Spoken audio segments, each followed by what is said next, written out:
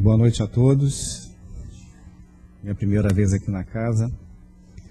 E há muito tempo que eu não venho em Paquetá também. Muito feliz de voltar aqui. Hoje eu trouxe minha esposa também, que não conhece, está conhecendo hoje. E o tema é um tema simples, né? Falar sobre a mãe. Algo que acho que mexe com as emoções de todos, né? Existe um outro trabalho que eu participo, que não é um trabalho religioso. Uma das atividades que a gente faz numa certa fase do treinamento é a gente trazer uma palavra para que cada pessoa fale assim muito rapidinho sobre aquela palavra, o que que passa na cabeça dela naquele instante quando aquela palavra foi dita, né? Qual foi a palavra que foi escolhida que mais movimenta o íntimo do ser humano, né? Mãe. E aí a gente vê, é muito interessante perceber que quando a gente pergunta assim, o que que passa na sua cabeça agora quando a gente fala a palavra mãe? Alguns falam de ser mãe, outros falam pelo desejo de querer ser mãe, outros falam como filho, como filha, outras falam como mãe, como filha, outras falam do amor, do zelo, outras falam da dificuldade de relacionamento, fala da dor da perda, outras falam da vontade imensa de conquistar essa oportunidade, outras têm a oportunidade, mas ainda não conquistaram o sentimento. São diversos matizes quando a gente pensa em mãe, não é uma única definição. Eu até tive a liberdade, o celular está no modo avião, e eu uso muito porque eu tenho alguns livros e alguns textos. E eu quis trazer o significado da palavra mãe. Inclusive, nesses dias, o dicionário Ruais, ele mudou a definição a pedido até não sei se foi do Estado ou se foi do governo federal, a definição de família, não é isso? Porque eles consideraram que o termo de família ele estava muito restritivo, ele estava muito desatualizado frente à diversidade que a gente vive nos dias de hoje, no conceito de família. E o conceito que se fechou com participação popular do público, né? Foi aberto um site, foi aberta uma oportunidade de todos darem as suas contribuições, independente de religião, de credo, de situação socioeconômica, muito mais pela forma como se sentia ou como percebia o conceito de família. E se fechou o seguinte conceito: núcleo social de pessoas unidas por laços afetivos que geralmente compartilham o mesmo espaço e mantêm entre si uma relação solidária. Não importa nenhuma outra questão. O que importa é estarem juntos e terem um sentimento que os une, que os aproxima, e isso passou a definir o conceito de família.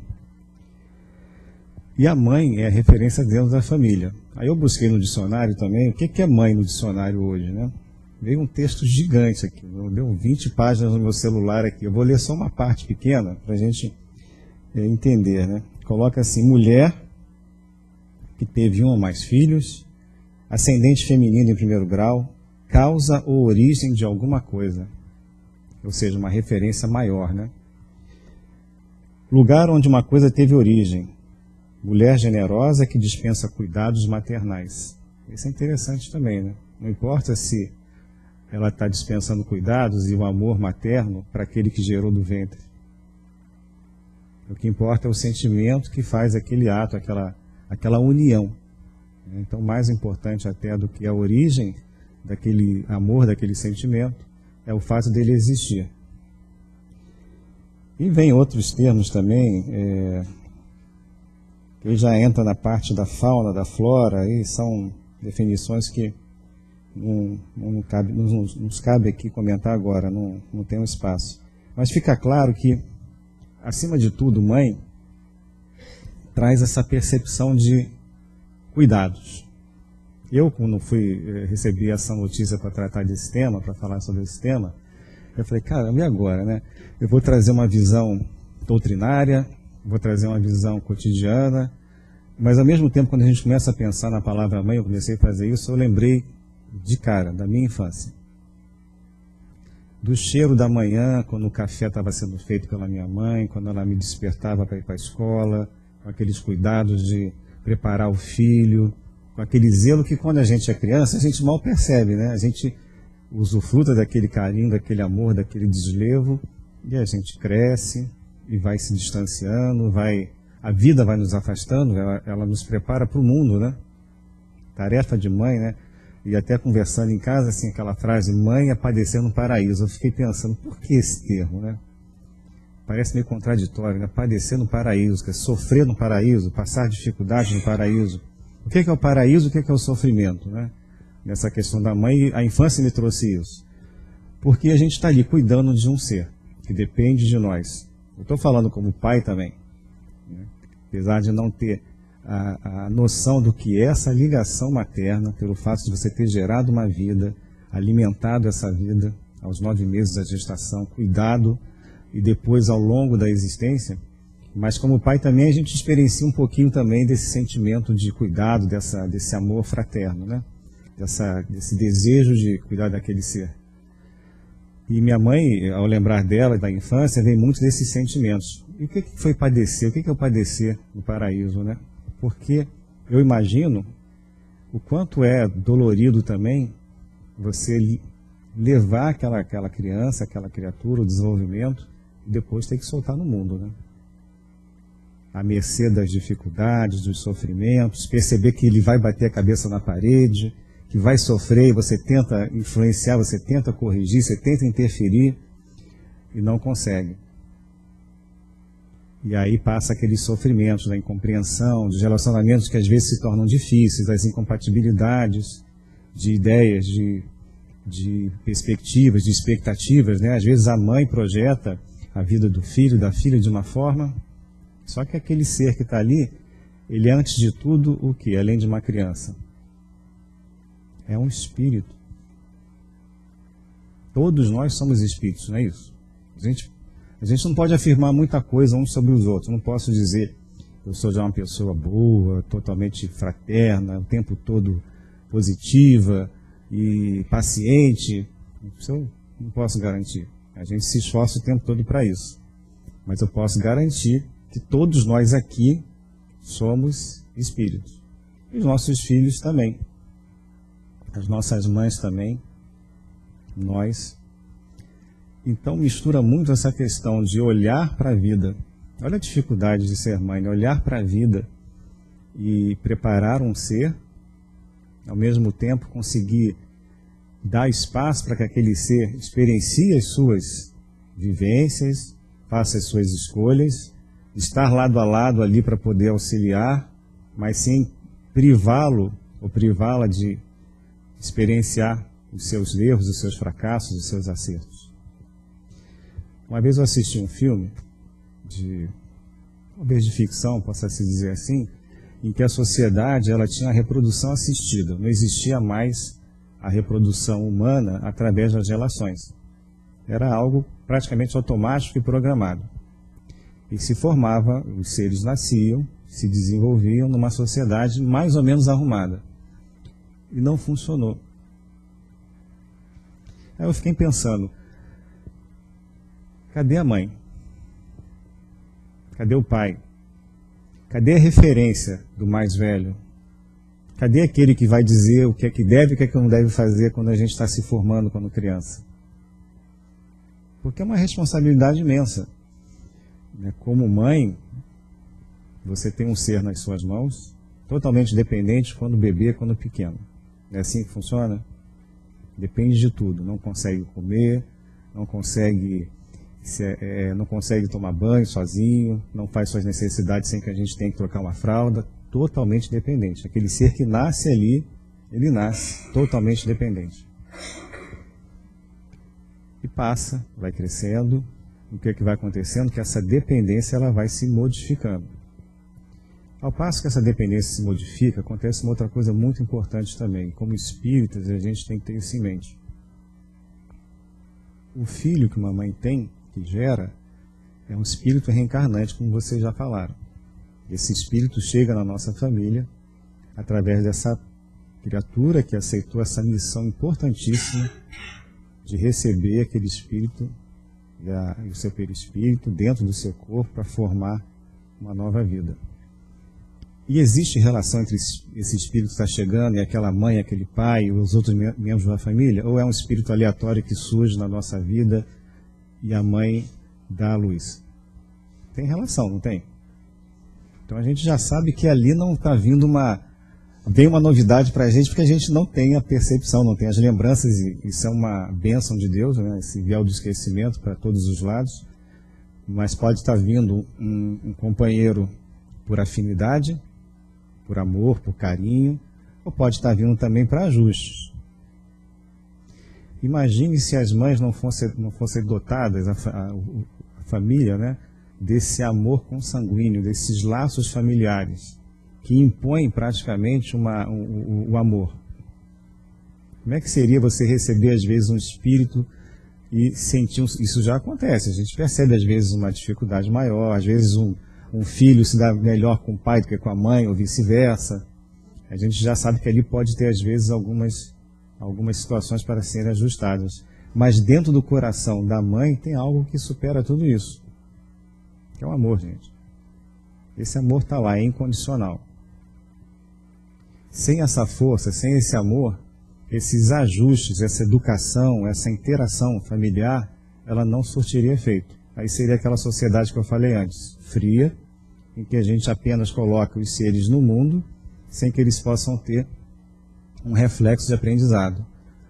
E a questão importante também é que, para a mãe, para a família, para os pais, é que a criança de 0 a 2 anos, ela é como se fosse uma esponja, né? Aquele espírito ali está muito adormecido. Então, o contato da mãe naquele momento, a educação, o carinho, o amor, até conversar, mesmo que ele ainda não compreenda, mas ele sente as vibrações das palavras e do carinho que está naquela fala, ele absorve muito isso, sem nenhum tipo de filtro. Simplesmente ele recebe aquilo, assim como recebe também a desordem familiar, assim como percebe também a falta, talvez, do amor e do carinho que porventura ocorra em um lar. Então, tudo que acontece normalmente de 0 a 2 anos e meio, aquele ser ele capta muito. Por isso a mãe tem essa imensa responsabilidade, a família tem essa imensa responsabilidade de dar àquele companheiro a possibilidade de mudança, de novo aprendizado. E a mãe vem dotada de capacidade para isso. De 2 anos a 7, 8 anos, ele ainda recebe muita coisa, mas já misturado com as suas impressões como espírito reencarnante. E dos 7, 10 até 14, 15, vem da pré-adolescência aquela explosão que a gente já conhece, que aí a família às vezes fala assim, esse garoto até 2 anos atrás, 1 ano atrás era uma criatura, agora é outra, né? Mudou completamente, parece que com a adolescência apareceu, está possuído, né? Mas são as características do espírito reencarnante que se apropriam mais, elas despertam, né, e tomam conta. Então, ele fica naquele embate entre tudo que ele vivenciou na infância, né, com a influência muito direta da mãe, do pai, mas principalmente daquele amor materno que vem desde a gestação, com a sua própria história pregressa como espírito. Então, aquele conflito. Por isso, essa explosão que acontece muito na adolescência, às vezes surgem características que você fala assim, mas eu nunca ensinei, ele nunca teve esse exemplo, e agora deu para fazer esse tipo de atitude, ter esse tipo de comportamento. Então, isso denota, mais uma vez, a importância que é dada para essa tarefa, para essa missão, que é ser mãe. É uma missão que transforma corações. A gente tem exemplo na nossa história, que vai desde Maria, que hoje, na visão espírita, Maria cuida de uma colônia importantíssima, que, para quem leu o livro Memórias de um Suicida, é uma colônia, né, que cuida principalmente daqueles irmãos que deixaram esse nosso mundo pelo autoextermínio, pelo suicídio. Então é uma missão de amor extremo, de recuperação daqueles mais sofredores. E para quem é mais indicado para cuidar desses corações mais machucados, mais sofridos? Uma mãe. E Maria tem essa função, tem esse encargo, né? Seguindo a história mais contemporânea, a gente tem casos diversos de famílias, por exemplo, em que uma mãe resolve, mesmo tendo um lar constituído, tendo seus filhos biológicos, resolve adotar crianças por motivos diversos. E a gente percebe que essa força que movimenta esse ser é um amor imenso e o retorno que esse amor recebe das crianças. A gente percebe também em adoções também. O quanto nos emociona, às vezes, passa em algum programa, uma família, um pai ou uma mãe ou um casal em busca de uma criança. Às vezes, só de visitar, olha, bate no olho ali e é aquele amor instantâneo. Esse amor à primeira vista eu acredito. Esse em que uma criança inocente, em uma família, seja o pai, a mãe, seja só a mãe, seja só o pai, como a gente vê várias situações, em que se estabelece já aquela ligação, aquele sentimento forte, esse é mais coerente de acreditar. É uma entrega. É um ser adulto, né, encarnado como alma já, com maturidade espiritual nessa existência, olhando para um ser necessitado de carinho, de acolhimento, de amor, e buscando essa tarefa para si. Olha quanta entrega é necessário para isso. E parece uma coisa assustadora às vezes, mas quem vivencia a experiência é transformada pelo sentimento. Emmanuel fala para a gente uma coisa importante. A nossa evolução, o nosso progresso, passa pela transformação de sentimentos, de emoções e sentimentos. Por que isso? Porque tudo que a gente faz na vida, todas as nossas reações, elas são ditadas pelo sentimento. Então, por exemplo, se eu estou de bem com a vida, acordei tranquilo, estou achando o dia lindo, o céu está azul, está cinza, está chovendo, estou achando bonito do mesmo jeito, estou achando uma alegria imensa em despertar, vou andando na rua, e se de repente alguém esbarra em mim, ou derruba alguma coisa, ou faz alguma coisa, uma rudeza, alguma situação rude, eu estou tranquilo, estou de bem com a vida, a minha resposta é vai com Deus, que você fique bem e não aconteça nada. Agora, se eu acordar mal-humorado, como é que acontece? A primeira coisa que me incomoda, eu já tenho uma resposta mais dura, não é assim? São os meus sentimentos dizendo como é que eu respondo à vida. São os sentimentos dizendo como é que eu lido com as coisas da vida. E quer mais sentimento do que mãe? Mãe não tem idade para deixar de se preocupar. Eu estou com 52 anos. E quando eu vou na minha mãe, ela me trata como se tivesse 15 ainda, 14 ainda, do mesmo jeito. Como se eu ainda não tivesse condições de lidar com as dificuldades. Mas isso também deixa no nosso coração a seguinte mensagem. Não importa o que aconteça, aqui sempre vai ser o meu lar. Aqui, na casa da minha mãe, eu sempre vou encontrar um abraço, sempre vou encontrar o carinho, a entrega, o cuidado, sempre, incondicionalmente. É essa mensagem que uma mãe passa, né? Isso que ela deixa registrado nos corações da gente.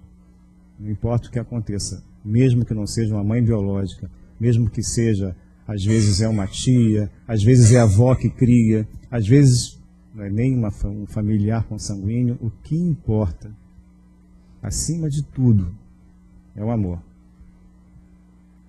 Tem um exemplo que eu sempre conto, a Madalena já está cansada de ouvir esse exemplo, mas eu nunca esqueci quando ouvi essa história.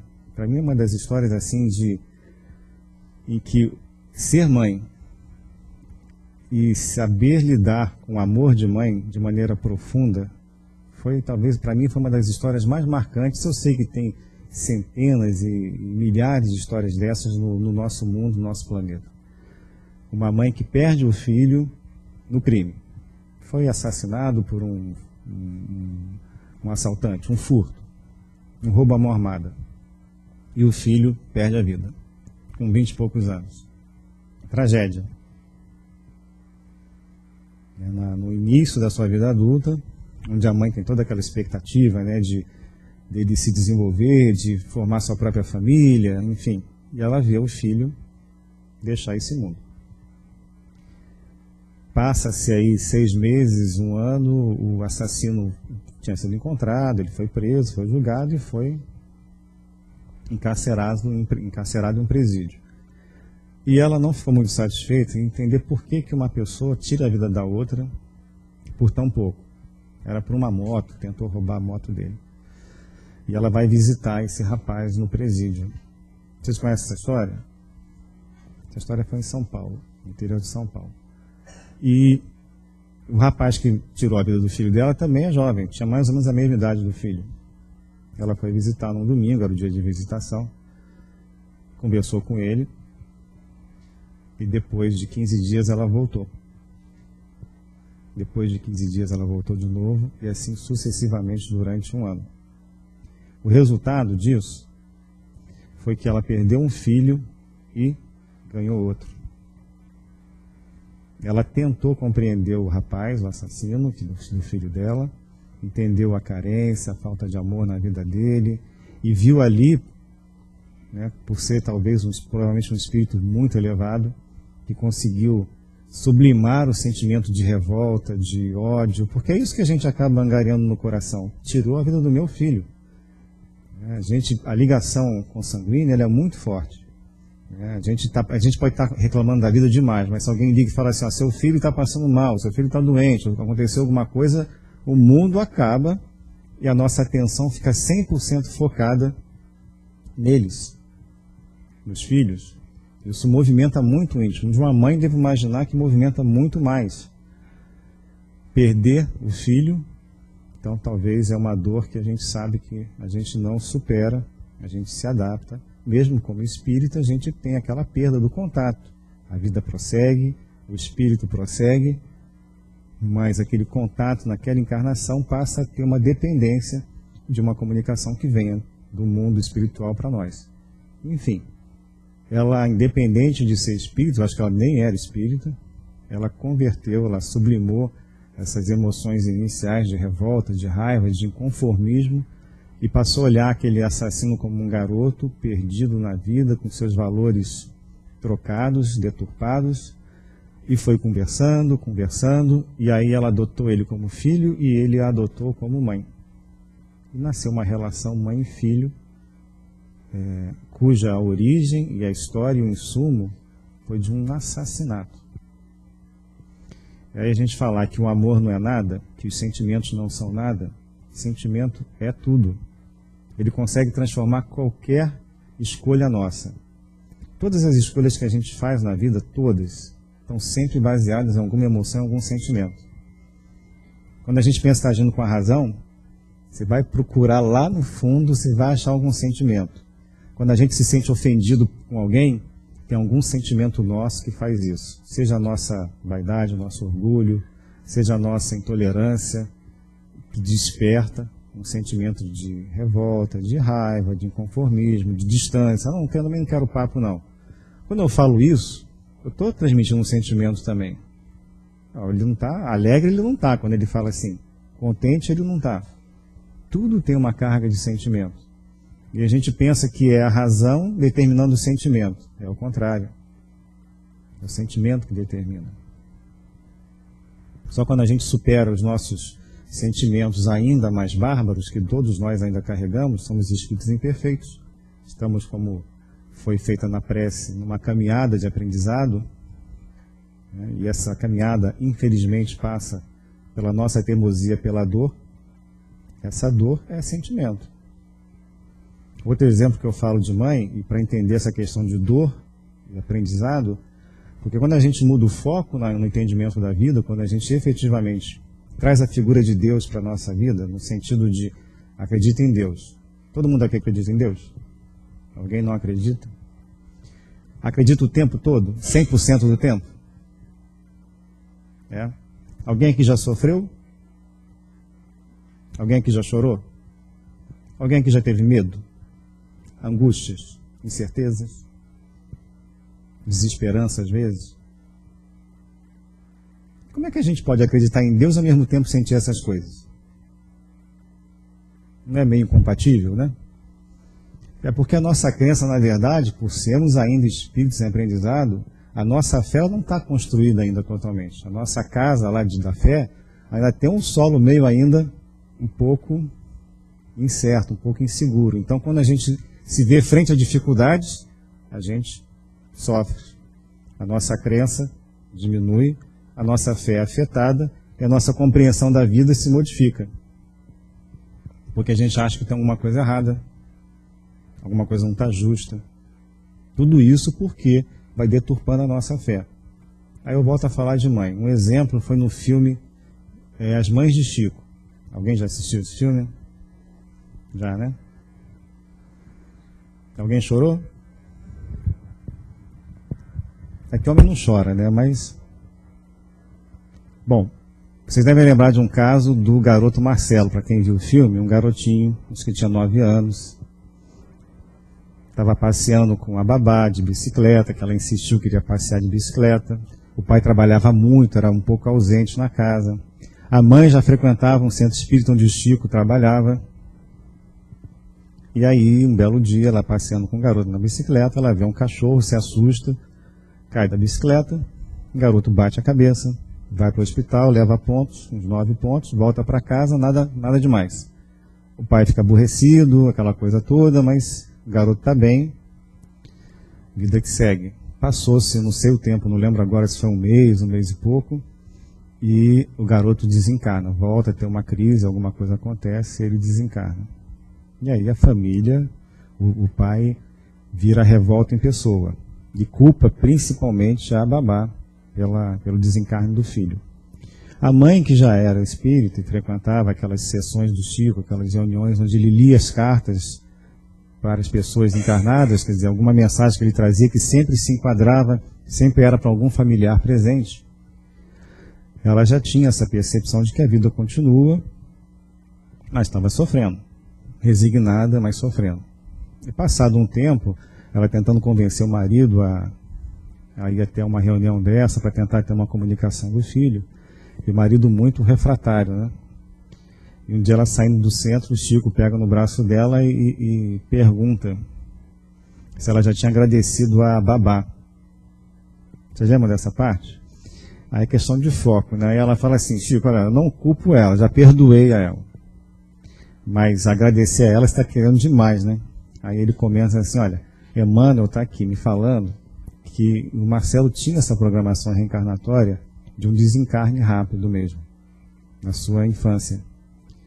E que essa companheira aceitou essa incumbência de ser o agente, né, de participar desse evento, para que você não tivesse que fazê-lo. E carregar, talvez, um sentimento de culpa que jamais curasse. Talvez se fosse algo, uma experiência acima da capacidade dela de lidar. Então aquela companheira aceitou essa incumbência para que ela não precisasse sofrer mais esse trauma, mais esse sentimento de culpa. E aí ela se vê um pouco aliviada, apesar de que nada mudou. O que mudou foi o foco dela em relação aos acontecimentos que tiveram ocorrência. Ela continuou tendo que lidar com a perda do filho, ela continuou tendo que lidar com o marido que ainda era muito refratário à questão da vida prosseguir, mas ela entendeu que aquela companheira, na verdade, estava ali para ajudá-la. E fez uma escolha na vida, isso na programação reencarnatória dela, de auxiliá-la muito, muito intensa, muito importante. E talvez se não tivesse quem o fizesse, ela tivesse que passar por isso, sabe lá como é que uma mãe ficaria, além de lidar com a perda do filho, com um sentimento de culpa. Outro exemplo importante que a gente tem na literatura, para quem leu, eu acho que foi Obreiros ou Os Mensageiros, do André Luiz, não lembro agora. Não, Libertação. Libertação. Alguém já leu esse livro do André Luiz, Libertação? É um livro assim bem rico, bem intenso, mas ele fala de uma colônia espiritual dedicada a espíritos ainda desequilibrados, ainda voltados para obsessão, voltados para, enfim, para ações que são contrárias às ações, às diretrizes de Deus. E o chefe dessa cidade se chama Gregório, espírito endurecido. E André Luiz vai, junto com o mentor dele, com Alexandre, eu não lembro quem mais o acompanha, para essa cidade. Inclusive, eles têm que mudar o padrão vibratório para se adaptar àquela cidade, àquela ambiência mais tensa, né, aquela psicosfera mais pesada. E André Luiz até questiona por que a gente só não entra lá e que eles iam interferir no processo de obsessão articulada que uma encarnada estava sofrendo.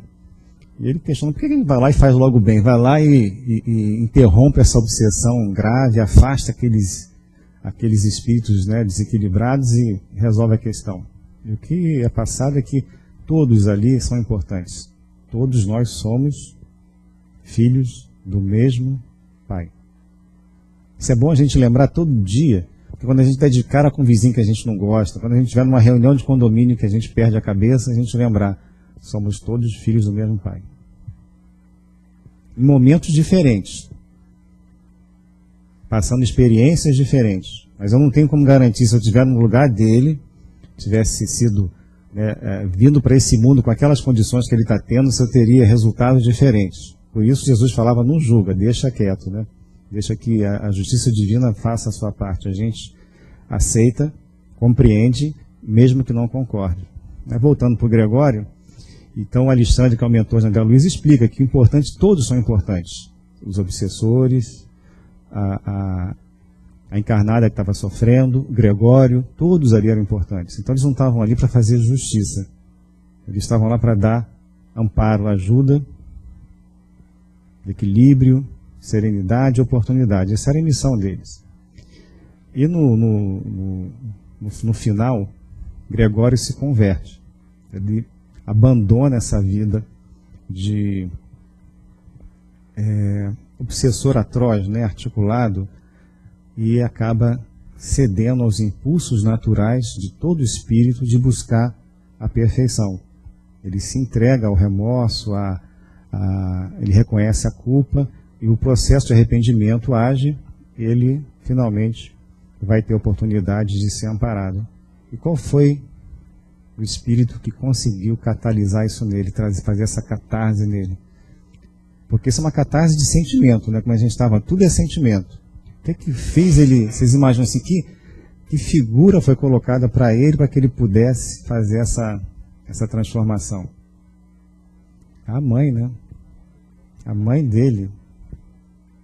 A visão da mãe que estabeleceu aquela ligação, quando ele estava pronto para perceber isso. Porque ainda muito endurecido, ele não conseguia perceber. Mas assim que o coração abriu uma brechinha, sabe aquela represa firme que abre um furinho, a água acaba derrubando tudo? Foi assim que o coração de pedra dele abriu uma brecha, foi o suficiente para que a mãe dele, apenas sendo percebida por ele, pudesse fazer com que ele se transformasse.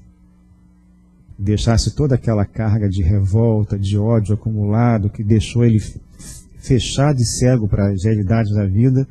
Bastou essa visão, esse reencontro, para que ele pudesse finalmente seguir em frente. André Luiz, no nosso lar, também é outro exemplo. Gente, a figura da mãe representa essa coisa que começa lá na infância, que todos nós trazemos. Ao estudar esse tema, a primeira coisa que me veio foi isso, foi voltar lá atrás, voltar 50 anos atrás.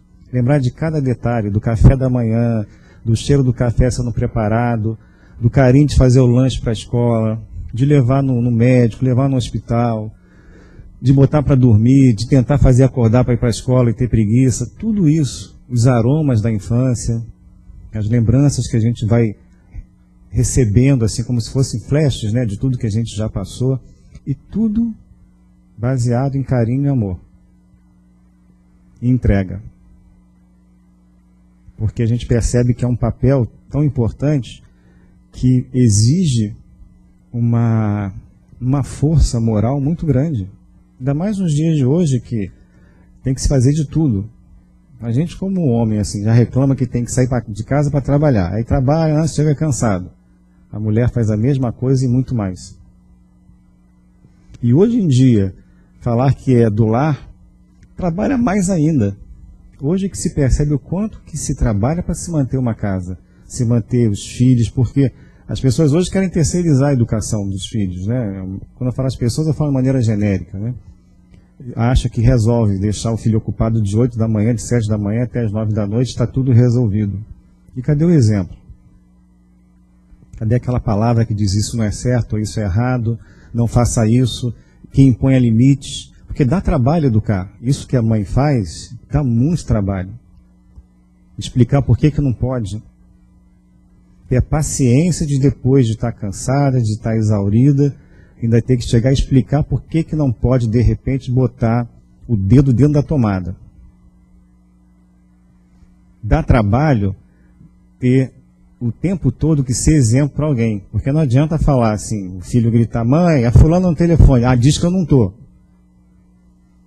Aí depois persegue o filho mentindo e fala, mas você não pode, mentir é coisa feia. E ela faz isso todo dia em casa. Olha a importância que é, né, para os pais, para a mãe, porque ela é o ícone, é a referência. E a gente vê isso nessas histórias que André Luiz traz, que são verdadeiras, as transformações que o exemplo de uma mãe causa no espírito endurecido a tal ponto que liderava uma cidade espiritual articulada para a obsessão. E basta aquela figura surgir para transformar aquele indivíduo. Como aconteceu com André Luiz também. Outro caso também que André Luiz traz é a reencarnação de Segismundo. Eu acho que esses são os mensageiros do bem. Obreiros, mensageiros.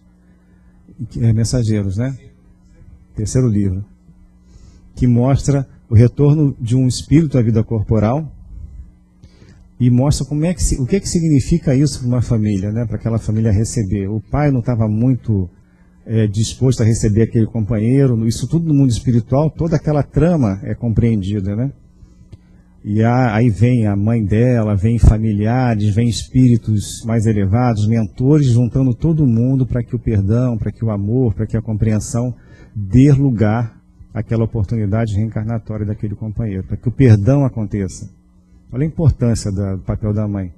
Na prece que foi dita pela Selma, fala que a gente vai progredir, a gente vai melhorar, que a reencarnação é um grande instrumento transformador para isso, a oportunidade que nos é dada. Como é que tem reencarnação sem mãe? Como é que a gente faz? Olha a importância do papel. Emmanuel fala que ser mãe é carregar o sinal de Deus, né?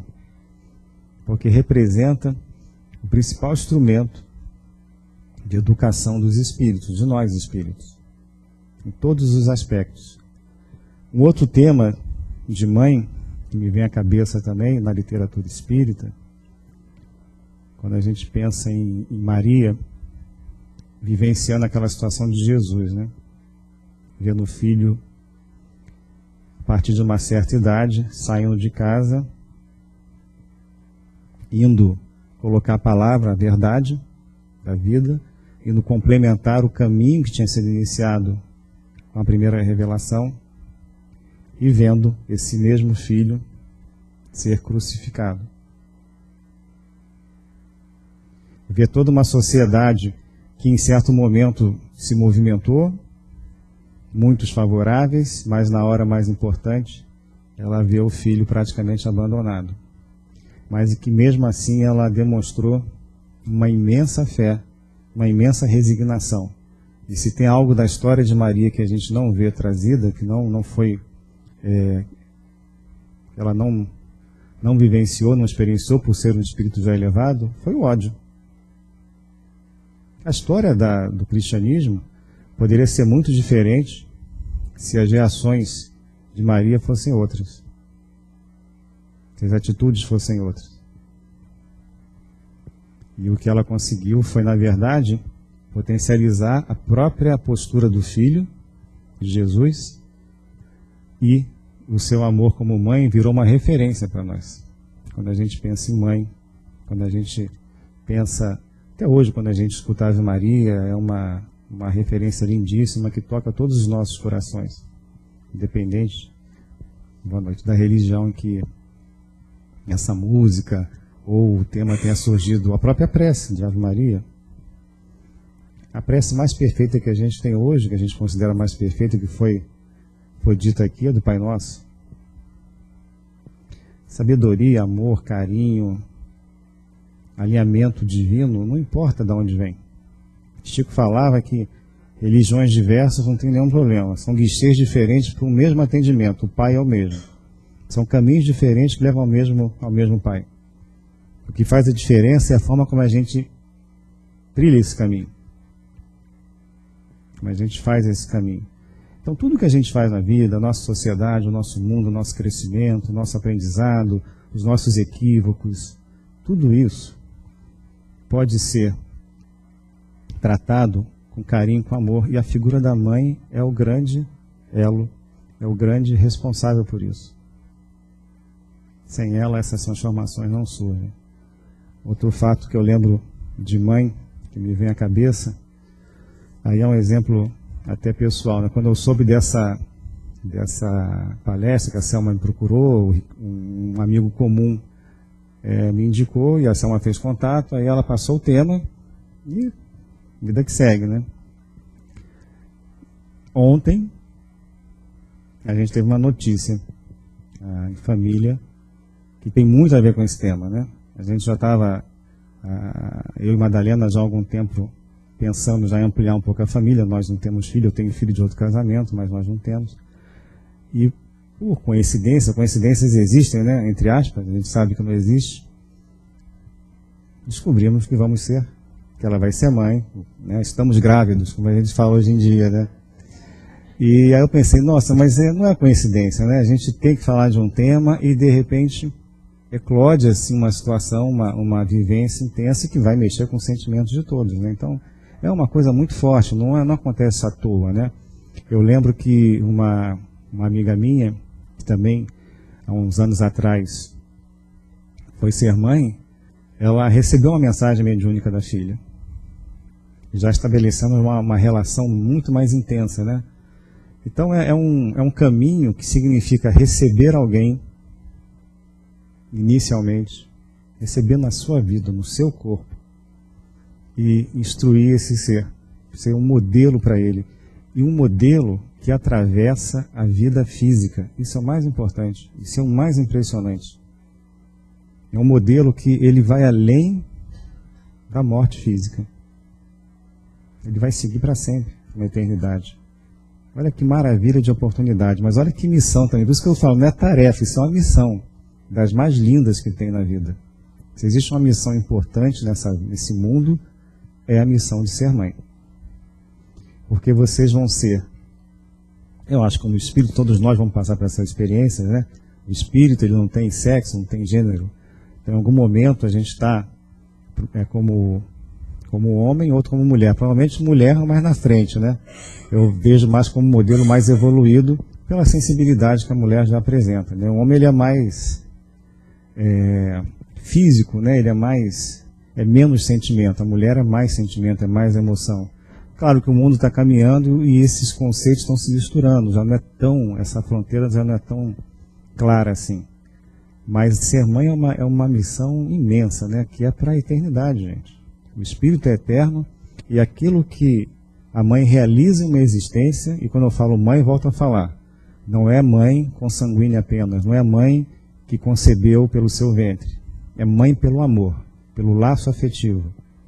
Porque em alguns casos, infelizmente, a gente tem aquelas mães que são mães consanguíneas, mas não conseguiram estabelecer o laço fraterno, o laço amoroso, o laço afetivo. Não estamos aqui para julgar ninguém. Cada um com as suas dificuldades, nos seus momentos.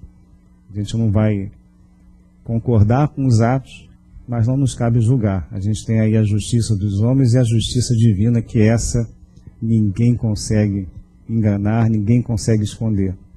A gente esconde da gente, esconde dos outros, mas de Deus a gente não esconde.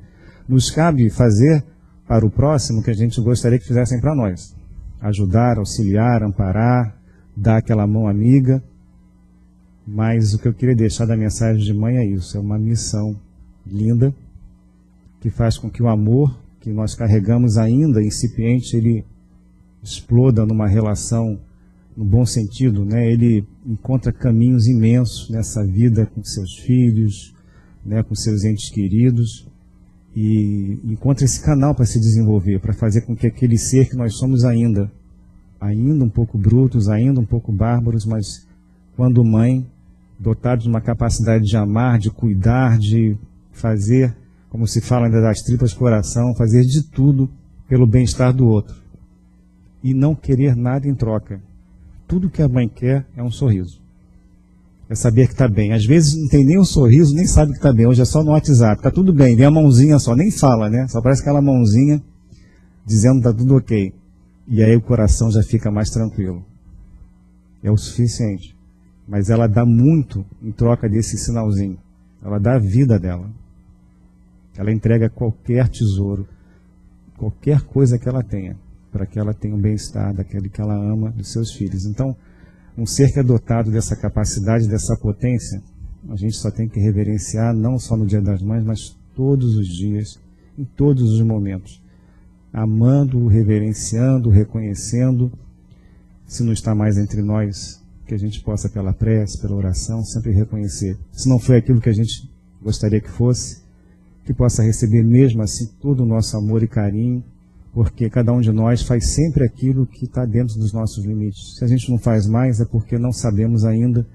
Então, possamos aprender mais, estudar mais, para que a gente possa amar mais, que é o que mais importa. Eu tinha combinado com a Selma de 10 para as 7, até porque a notícia foi ontem, então a gente ainda está tomando algumas medidas e a gente vai acabar indo um pouquinho mais cedo. E eu queria, assim, agradecer imensamente, porque esse tema, falar disso para a gente hoje, foi uma coisa muito importante. Para ela, para mim, acho que foi uma... Eu ficava pensando, mas por que me chamaram para falar de mãe, né? Tantas mulheres, assim, tantos exemplos para falar. Eu falei, mas por quê, né? O que será que aconteceu? Porque foi a coincidência que levou a isso, né? E aí o tic-tac demora a funcionar, né? E aí ontem juntou, fez a sinapse, eu falei, é isso. É isso porque tanto nela como eu eclude essa emoção imensa que é saber que está recebendo um companheiro. Não importa com que história pregressa. O que importa é que ele vai chegar e encontrar um ambiente cercado de amor. E que todos nós que somos responsáveis por alguém, com que grau de consanguinidade for, que possamos fazê-lo com muito amor. Para que fique naquele ser, naquele companheiro, filho, sobrinho, amigo, o selo desse amor, desse carinho, desse desvelo, para que ele aprenda que amar acima de tudo cura todas as dores, cura todas as raivas, todos os ódios, todas as intolerâncias, tudo é curado pelo amor. Tudo. Que Jesus esteja em seus corações, em suas vidas, que a fé em Deus nunca vacile, que nos momentos difíceis que todos nós passamos, nos venha no coração essa lembrança que Jesus está aqui do nosso lado, nos amparando, pelos nossos mentores, pelos nossos anjos protetores, que essa casa que está iniciando seus trabalhos, que ela seja muito bem amparada nos seus serviços, na sua frequência, nos seus assistidos, nos seus trabalhadores, que haja muita luz aqui, muita paz e muito amor. Obrigado.